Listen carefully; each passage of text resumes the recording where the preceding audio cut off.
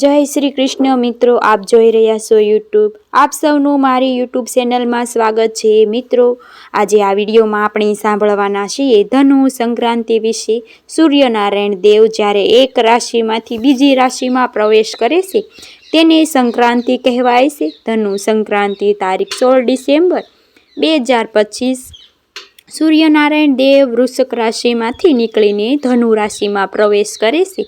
ગુરુદેવની રાશિમાં આવે છે ત્યારે ધનારક કમૂરતા કે પછી ખર માસ પ્રારંભ થાય છે. જે શુભ મુહૂર્ત હોતા નથી, લૌકિક કાર્ય કરાતા નથી, પરંતુ ધર્મ ભક્તિ આદિ કરી શકાય છે, સત્સંગ આદિ કરી શકાય છે તેવો આ શુભ માસ આજથી પ્રારંભ થવા જઈ રહ્યો છે. ત્યારે આપણે આ વિડીયોમાં સાંભળવાના છીએ ધનુ સંક્રાંતિ કથા, મહિમા, પૂજન વિધિ વિશે. જો આપને આ વિડીયો પસંદ આવે તો લાઈક કરજો, શેર કરજો, કમેન્ટ કરજો, જય શ્રી કૃષ્ણ લખજો. આપ આ ચેનલ પર પહેલી વખત જોઈ રહ્યા છો તો સબસ્ક્રાઈબ કરી લેજો, જેથી આવનારા નવા વિડીયોની માહિતી આપ સુધી તુરંત પહોંચી શકે. ધન્યવાદ. મિત્રો, આપણા હિન્દુ ધર્મમાં સંક્રાંતિ અર્થાત સૂર્ય રાશિ પરિવર્તન ઘણું મહત્વ છે. કહેવાય છે કે ધનુ સંક્રાંતિના દિવસે ગ્રહણના દિવસે અમાવસ્યા પૂર્ણિમાના દિવસે જે દાન પુણ્ય કરાય છે તેને 1000 ગણું ફળ આપીને જાય છે. સૂર્યદેવનું ધનુ રાશિમાં પ્રવેશ છે તે મલ્લમાસ કહેવાય છે. ધર્મશાસ્ત્ર અનુસાર મલ્લમાસ દેવોના વિશ્રામનો કાળ છે. એટલા માટે આખો માસ વિવાહ, ગૃહ પ્રવેશ, નામકરણ, અન્ય માંગલિક કાર્યો થતા નથી. સંક્રાંતિનું આ મહત્વ કેવળ ધાર્મિક દ્રષ્ટિએ જ નહીં, પરંતુ આધ્યાત્મિક દ્રષ્ટિએ, સ્વાસ્થ્ય સંબંધી દ્રષ્ટિએ પણ ઘણું છે. માનવામાં આવે છે કે ધનુ સંક્રાંતિ પર સૂર્યનારાયણની ઉપાસના કરવાથી તેજ, આરોગ્ય, દીર્ઘાયુ, માનસિક શક્તિના આશીર્વાદ પ્રાપ્ત થાય છે. આ દિવસે પવિત્ર નદીઓમાં સ્નાન કરીને દીપદાનનું ઘણું મહત્વ છે. તલના તેલનું દાન કરાય છે, ગોળનું દાન કરાય છે, સૂર્યનારાયણ દેવને અર્ધ્ય અપાય છે, ગાયત્રી મંત્રનો જાપ કરી શકાય છે, પાપોનો નાશ થાય છે. એ જ બધા કાર્યો તેનું ફળ અનેક ગણું કહેવાયું છે. ધનુ સંક્રાંતિના દિવસે કરેલા દાન, જપ, તપ આદિ અન્ય દિવસની પરીક્ષા આધીન ફળદાયક છે. આવતી આધ્યાત્મિક સાધનાઓ, સેવા, ધ્યાન, આત્મશુદ્ધિ માટે અત્યંત શુભ મનાય છે. ધનુ સંક્રાંતિ એ પર્વે જ્યારે સૂર્યદેવ વૃશ્ચિક રાશિમાં નીકળીને ધનુ રાશિમાં પ્રવેશ કરે છે. ધનુ સંક્રાંતિ તારીખ 16 ડિસેમ્બર 2025 વહેલી સવારે લગભગ 4:30 વાગ્યાની આસપાસ સૂર્યદેવ ધનુ રાશિમાં પ્રવેશ કરે છે. તારીખ 13 જાન્યુઆરી 2026 સુધી રહે છે. સૂર્ય સંક્રાંતિ પુણ્યકાળ પણ ઘણું મહત્વ છે. એ પુણ્યકાલે સવારે લગભગ 7:00 લઈને 12:23 સુધી મહાપુણ્યકાલ છે. 7:09 લઈને 8:53 આસપાસ હિન્દુ ધર્મમાં સૂર્ય સંક્રમણને અત્યંત પવિત્ર મનાય છે, શુભ મનાય છે. આ દિવસે સૂર્યોદય સમયે સૂર્યદેવને અર્ધ્ય તલ, ગોળ દાન કરવાથી, સૂર્ય મંત્રનો જાપ કરવાથી કહેવાય છે કે ભક્તિની તમામ મનોકામના પૂર્ણ થાય છે. જાણે અજાણે થયેલા દોષ અને કુંડળીમાં રહેલા દોષને, ગ્રહ બાધા, નડતર છે તે સર્વે કાંઈ દૂર થાય છે. કારણ કે પરમ પ્રકાશ સૂર્યનારાયણ દેવ કે જે સાક્ષાત ભગવાન વિષ્ણુના જ અંશ મનાય છે, તેમની ઉપાસના કરવાથી જીવનમાં રહેલા અંધકાર દૂર થાય છે. આજે વસ્ત્રદાન, કબલદાન, તલનું દાન ઘણું શુભ મનાય છે. આધ્યાત્મિક દ્રષ્ટિએ અત્યંત ઉર્જા દેવાવાળું છે. આ દિવસમાં મનાય. ધનુ એક અગ્નિ તત્વવાળી રાશિ છે. એટલા માટે સૂર્યદેવનો જ્યારે પ્રવેશ થાય છે ત્યારે આત્મવિશ્વાસ,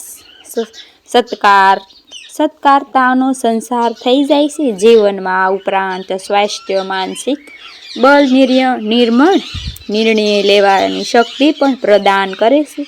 સૂર્યનારાયણ, સૂર્યદોષ, આત્મવિશ્વાસની કમી હોતી સ્વાસ્થ્ય નથી સમસ્યાઓને પણ આ દિવસે ખાસ સૂર્યનારાયણ દેવની ઉપાસના અવશ્ય કરવી જોઈએ.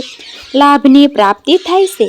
આ ઉપરાંત આ ઉપરાંત આજનો દિવસ પિતૃ તર્પણ માટે પણ ઘણો મહત્વપૂર્ણ મનાય છે. પિતૃ દેવતા આશીર્વાદ પ્રાપ્ત કરવા માટે આ દિવસ ઉત્તમમાં ઉત્તમ છે.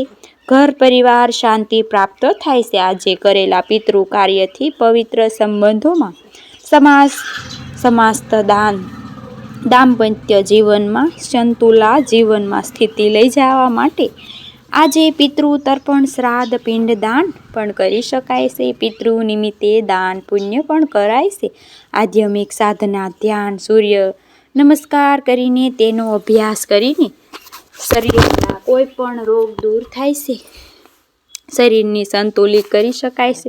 વ્યક્તિ ઉજ્જવલ માર્ગ તરફ પ્રેક્ષિત થઈ શકે છે. ધનુ સંક્રાંતિના દિવસે પૂજન વિધિ વિશે પણ આપણે જાણી લઈએ. ધનુ સંક્રાંતિના દિવસે સવારે વહેલા ઉઠીને સ્નાન આદિ પરવારી શુદ્ધ વસ્ત્ર ધારણ કરવા, પૂજા સ્થાપના સાફ સફાઈ કરીને જે આપણા ઈષ્ટ દેવ હોય છે ફોટો મૂર્તિ અને ત્યારબાદ પ્રગટાવેલો ધૂપ કરવો. ત્રાંબાના લોટામાં સ્વસ્થ જલ ભરીને તેમાં લાલ કંકુ ચપટી છે તલની ચપટી છે તે થોડો ગોળ નાખીને પૂર્વ દિશા તરફ મુખ રાખીને ઉત્સાહ હાથથી તે લોટાને જલને જમીન ઉપર પાડવું. અર્ધી આપવી. સૂર્યનારાયણ દેવને અને મંત્ર જાપ કરી શકાય છે. ઓમ ગૃહણાય સૂર્ય નમઃ. ત્યારબાદ સૂર્યદેવની આરતી કરવી અથવા સૂર્યદેવને નમસ્કાર કરવા. સૂર્યદેવને તલ અને ગોળનું નિવેદ્ય ધરાવવું. સુખ સમૃદ્ધિ સ્વાસ્થ્ય આશીર્વાદ માટે સૂર્યદેવને પ્રાર્થના કરવી. તલ ગોળ કાળો દાભડો છે, અન્ન છે, ફળ છે, વસ્ત્ર છે તેનું દાનનો સંકલ્પ કરી શકાય છે. પોતાના ઘરમાં સુખાકારી રહે માટે ક્ષમતા અનુસાર દાન અવશ્ય કરવું. બપોરના સમયે સંભવ હોય તો સાત્વિક ભોજન કરવું. જે ભક્તો વ્રત રાખે છે, સંક્રાંતિનું પણ વ્રત હોય છે, તેનું પણ પુણ્ય ફળ પ્રાપ્ત થાય છે. માટે જે ભક્તો વ્રત કરે છે તેઓ ફલાહાર લઈ શકે છે. ચા દૂધ કોફી પણ લઈ શકે છે. આજે સાત્વિકતા જાળવવી. સાંજ આજે ફરી જ્યારે સૂર્યાસ્ત થવાનો હોય ત્યારે સૂર્ય મંત્રનો જાપ કરી શકાય છે. આપણા ઘરના ઈષ્ટદેવ છે તેની પૂજા આરાધના કરી સૂર્યદેવનું સ્મરણ કરાય છે. જીવનમાં ઉર્જા સફળતા અને બાધાઓનું નિવારણ થાય છે. ધનુ સંક્રાંતિના દિવસે કંઈક વસ્તુ ખાસ દાન કરવું પણ જણાવવામાં આવ્યું છે. તે દાનમાં ખાસ કરીને શનિનું દાન કરી તલનું દાન અથવા કાળું દાભડો જો દાન દેવામાં આવે તો શનિ દોષમાંથી મુક્તિ મળે છે. ગોળનું દાન દેવાથી સૌભાગ્યવતી પ્રાપ્ત થાય છે. લક્ષ્મીના આશીર્વાદ પ્રાપ્ત થાય છે. કાળમાં કબલની જે અત્યારે ઠંડીની સિઝન છે માટે જરૂરિયાતમંદની ગરમ વસ્ત્ર દાન કરવામાં આવતું પુણ્યની પ્રાપ્તિ થાય છે. ચોખાનું દાન કરવાથી ચંદ્ર દોષ શાંત થાય છે. ઘઉંનું દાન કરવાથી જીવનમાં સ્થિતિના નોકરી વ્યવસાય મજબૂતી રહે છે. ઘીનું દાન કરવાથી અગ્નિ તત્વ બળ પ્રાપ્ત થાય છે. ઘરમાં સકારાત્મક ઉર્જા બની રહે તો ફળ સંબંધિત દાન કરવાથી આયુષ્યમાન વધે છે. સુખ સમૃદ્ધિ રહે છે. સ્વાસ્થ્ય સારું રહે છે. પીળી વસ્તુ જેવી હળદર કે પીળા વસ્ત્ર છે તે પીળા કેળા કે પીળી મીઠાઈ બેસન છે એટલે કે ચણાના લોટ છે ચણાના દાળનું તેનું દાન કરવાથી બૃહસ્પતિ ગ્રહ મજબૂત થાય છે. વૈવાહિક સંતોષ યોગ સુધારો થાય છે. ભોજનનું દાન કરવાથી જે સર્વોત્તમ છે જલ અને ભોજન તેનું દાન કરવાથી સૌથી મોટા દાનનું પુણ્ય પ્રાપ્ત થાય છે. સર્વે ક્રાંય ગ્રહ દોષ બાધા મટે છે. ધનુ સંક્રાંતિના દિવસે ભૂલથી પણ આ કાર્ય ન કરવા. કયા કાર્ય આજે શુદ્ધાથી આ શીખવો. દિવસ પસાર કરવો. લચણ ડુગલી કે વ્યવસાયનો ત્યાગ કરવો. બને ત્યાં સુધી કુટુંબ વસન બોલવા નહીં. વાણી સમય રાખવો. ખાલી હાથ નદી અથવા ઘાટ પર જવું. તીર્થમાં જઈને કંઈક ને કંઈક સામગ્રી દાન માટે જરૂર લઈ જાવી. કાંઈ તો ગોળ અથવા તલ પણ. આદિ દિવસે ગુસ્સો વિવાદ ન કરવો. નકારાત્મક વધી જાય છે. ધનુ સંક્રાંતિના દિવસે બ્રહ્મ મુહૂર્તમાં ઉઠીને સ્નાન આદિ કરવું ઘણું મહત્વ છે. એનો લાભ અવશ્ય લેવો. દેખાડા માટે કંઈ ખર્ચ ન કરવું. આ દિવસે મોટી ઉંમરના લોકોને, વડીલોને તેનું સન્માન અવશ્ય કરવું. આશીર્વાદ પ્રાપ્ત કરવા ધનુ સંક્રાંતિના તલના તેલનો દીપક મંદિરમાં જઈને પ્રગટાવી શકાય છે. તત્કાળ નદી કિનારે પીપળાના વૃક્ષ નીચે, વડલાના વૃક્ષ નીચે પ્રગટાવાથી નજર દોષ, ગ્રહ બાધા દૂર થાય છે. દીકરાનું દીપકનું દાન સર્વોત્તમ મનાય છે. અંધકારને દૂર કરનાર છે. ઘરમાં પણ ઉત્તર પૂર્વ જે ખૂણો છે તે ઈશાન ખૂણો કહીએ છીએ. પૂંજાનો જે ખૂણો છે ત્યાં પણ દીપ પ્રગટાવી શકાય છે. તલના તેલનો આખી રાત ચાલવો. ધનુ સંક્રાંતિના દિવસે સૂર્યદેવને અર્ધ્ય આપવા આત્મવિશ્વાસ વધે છે. સકારાત્મક કાર્યોની સફળતા પ્રાપ્ત થાય છે. આજના દિવસે તલ અને ગોળનું દાન કરવાથી અશુભતા નષ્ટ થાય છે. ધનુ સંક્રાંતિના દિવસે ગાય માતાને ગરમ બનાવેલી રોટલી, તેમાં ગોળ નાખીને થોડાક તલ નાખીને જો ખવડાવવામાં આવે તે બૃહસ્પતિ ગ્રહ, ગુરુ ગ્રહ મજબૂત થાય છે. આ ઉપરાંત ધનુ સંક્રાંતિના દિવસે સર્વદેવ મમદેવ પીપળાના વૃક્ષ નીચે તુલસીજીના છોડનું પૂજન અવશ્ય કરવું જોઈએ. સર્વે ગૃહ બાધા શાંત થાય છે. ભગવાન વિષ્ણુ અને સૂર્યની સંયુક્ત પૂજા પણ થાય છે. ભગવાન નારાયણની આજે સત્યનારાયણ દેવની ભગવાનની કથા પણ સંભળાય છે, જે ઉત્તમ ફળ થાય છે. ધનુ સંક્રાંતિ કે ધનુર્માસની આ દિવસે જે કંઈ આપણે કાર્ય કરીએ છીએ તેનું 1000 ગણું લાભ પ્રાપ્ત થાય છે. અને ધનુ સંક્રાંતિ એવી કથા પણ પ્રચલિત છે જ્યારે સૂર્યનારાયણ દેવ કે સર્વ રીતે ગતિમય રહે છે, ક્યારે પણ બેસતા નથી, કર્મશીલ છે અને આપણે જે પણ તેઓ બોધ આપે છે જ્યાં સુધી જીવન હોય છે ત્યાં સુધી કર્મ કરતા રહેવું જોઈએ અને કર્મફળના છે. તેમના પુત્ર શનિદેવ માટે સૂર્યનારાયણ દેવ છે સર્વથા ગતિમય રહે છે. ભગવાન શ્રી હનુમાનના પરમ ગુરુ છે.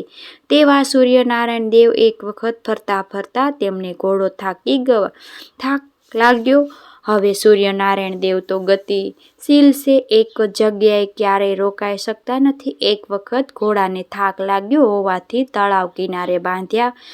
થોડા થાકી ગયા, પાણી પીને તેઓ આરામ કરવા બેઠા હતા. ત્યાં ગધેડા હતા. તેઓ આપણે ગર્ધક કહીએ છીએ, માતા શીતળાનું વાહન છે. તે ગર્ધકની સવારી લઈને સૂર્યનારાયણ પોતાના કર્મ માટે નીકળી પડ્યા. સૃષ્ટિ પરિભ્રમણ કરવા લાગ્યા. ત્યારે સૂર્યનારાયણ દેવ જે કે ઘોડાને રથ ઉપર બિરાજમાન હોય છે, તે ગર્ધભનાર રથ ઉપર બિરાજમાન હોતા ગતિ ધીમી પડી ગઈ, જેથી જે સમય ચક્ર છે તેમાં અવરોધ આવ્યો અને સમય આગળ પાછળ થઈ ગયો. ફરી સમય રહેતા તે ગર્ધને જ તળાવને કિનારે છોડ્યા અને ફરી ઘોડો બાંધ્યો અને ફરી પોતાની જે તેજોમય ગતિ હતી તે પ્રમાણે ચાલવા લાગ્યા. જ્યારે ગધેડા ગર્ધકની સવારી કરીને સૂર્યનારાયણ દેવ તે રથ ઉપર વિરાજમાન હતા ત્યાં ધનુ સંક્રાંતિ થઈ. ધનુ સંક્રાંતિ સૂર્યનારાયણ દેવને પ્રવેશ કરી ચૂક્યા હતા. જે જ્યોતિષશાસ્ત્ર પ્રમાણે 12 રાશિ છે તેમાં મા ધનુ રાશિ 9મી રાશિ છે. આ ઉપરાંત જ્યારે 12 રાશિ મીન રાશિ, તેમાં પણ જ્યારે સૂર્યનારાયણ દેવ આપણે પ્રવેશ કરીએ છીએ, મીન સંક્રાંતિ આવે છે ત્યારે પણ કમૂરતા બેસે છે. આમ જ્યારે ગુરુની રાશિ ધનુ રાશિ અને મીન રાશિમાં સૂર્યનારાયણ દેવ પ્રવેશ કરે છે, જેમાં 1 માસ સુધી દરેક રાશિમાં રહે છે, ત્યાં ધનુ સંક્રાંતિ અને મીન રાશિ સંક્રાંતિ તેને કમૂરતા કહેવાય છે, ખર માસ કહેવાય છે. જ્યારે સૂર્યનારાયણ દેવની ગતિ ધીમી પડે છે, ગ્રહોની સાલ બદલાઈ જાય છે, એટલા માટે શુભ કાર્ય થતા નથી, વંચિત મનાય છે અને દેવો વિશ્રામ પણ કરે છે. માટે આ સમય દરમિયાન આ કાર્યો ટળાય છે, પરંતુ ધાર્મિક કાર્યો થાય છે. મિત્રો, આજના આ વિડીયોમાં આપણે મને આશા છે કે આપને આ વિડીયો જરૂર પસંદ આવ્યો હશે. મને સાંભળવા માટે ધન્યવાદ. આપ સૌને